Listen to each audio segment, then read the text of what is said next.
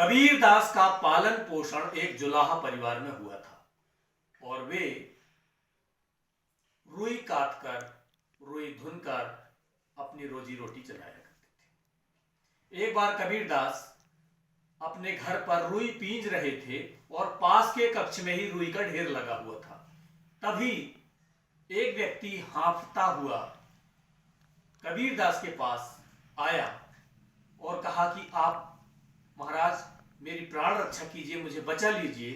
कुछ सिपाही मेरे पीछे पड़े हुए हैं, चोर के बदले वे मुझे पकड़ना चाहते हैं जबकि मैं निर्दोष हूं, निरपराध हूं। आप मुझे कहीं छुपा लीजिए।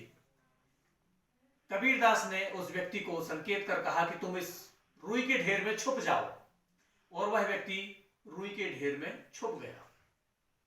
तभी कुछ देर बाद वहां सैनिक आए और उन्होंने कबीरदास को प्रणाम किया और कहा, महात्मन, क्या कोई चोर यहां आया है या यहां आकर छुपा है, या आपने उसे यहां से जाते भागते हुए देखा है?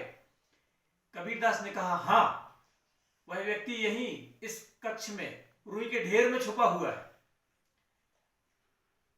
सिपाहियों को कबीरदास की यह बात मजाक लगी और वे उस कक्ष में बिना खोजबीन किए हुए वहां से प्रस्थान कर गए। उनके जाने के पश्चात वह व्यक्ति रुई के ढेर से निकला और कबीरदास के प्रति गुस्सा प्रकट करते हुए कहा कि आपको सच बोलने की क्या आवश्यकता थी? आज तो मैं मारा जाता, पकड़ा जाता। आपने सच क्यों कहा? तो कबीरदास ने उस व्यक्ति को प्रत्युत्तर दिया, यदि मैं सच ना कहता तो वो व्यक्ति तुम्हें अवश्य ढूंढते। मेरे सच कहने का नतीजा ही है कि वे यहां से तुम्हें खोजे बगैर चले गए।